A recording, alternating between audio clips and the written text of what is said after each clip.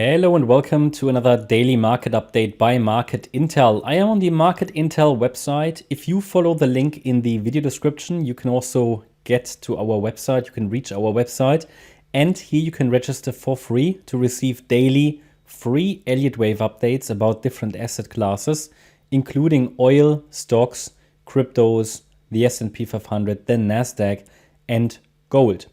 Today we want to talk about a stock, so I click on our US Titans stocks package, and we want to talk about Procter and Gamble. We haven't covered Procter and Gamble in a video yet. And when you register for free, you receive the written update. You can see our support and resistance levels, as well as the probabilities for our primary and alternative scenarios. So let's take a look at the weekly time frame. Here you can see that we actually have a bullish perspective on the Procter and Gamble stock.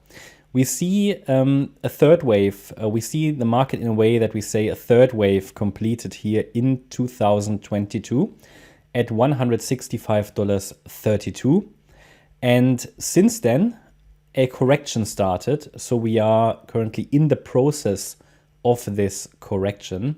The idea is that the A wave of this correction, which is a wave 4, highlighted here in blue, the A wave likely bottomed end of 2022 at $122.18.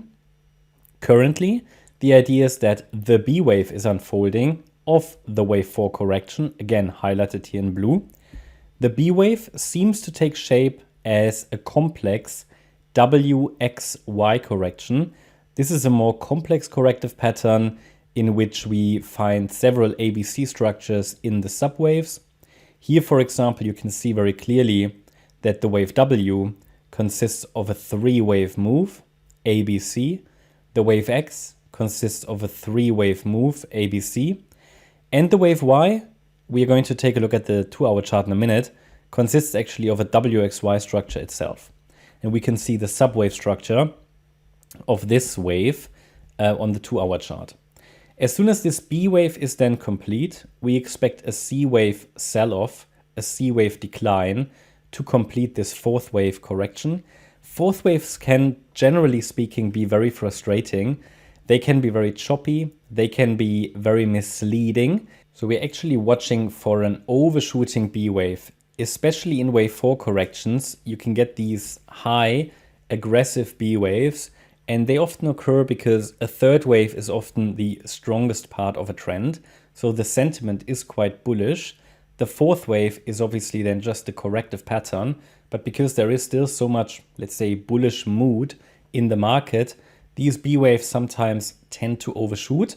But they are not yet the wave 5. But that's what I mean. They are sometimes misleading, these wave 4s, because investors think, or traders think, that the next move to the upside has already started.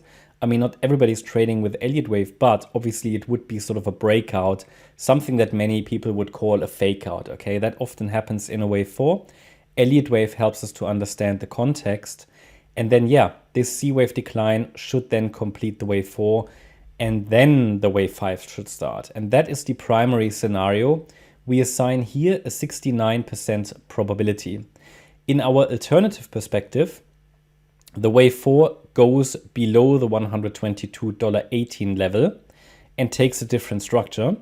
We only give this a 31% probability. So in our primary scenario, we assume that the wave 4 will stay above the $122.18 level. But overall, quite a bullish perspective on Procter and Gamble long term. So now let's take a look at the 2-hour chart. Here we can see this Y wave that I mentioned in more detail, wave Y of B. And you can see that the Y wave itself is made up of a WXY structure, as already mentioned, highlighted here in magenta. And the Y wave itself is again an A, B, C structure. The A wave was not yet able to break above the resistance level here at $158.38. So it seems likely that this is now a B wave pullback, which is just a corrective setback in this overall Y wave. And as soon as the B wave is complete, which should happen maybe in the coming weeks, the C wave should take the price higher. and that C wave would complete the Y wave in magenta of the larger Y wave of the larger B wave, which you can see on the weekly chart. This is the B wave, and it should then lead to the C wave to the downside. As soon as we can calculate a target area or trading area here for this B wave, we will do it. And then we can talk about the C wave decline probably in the coming months, I would say. I mean, let's first get this B wave completed, then the C wave rally, which obviously should take the price above this A wave high. And then up there, we can talk about a potential turning point. But overall, this is a long-term bullish perspective, actually also short-term bullish. Just be aware that as soon as this correction is finished, we should get one more downtrend.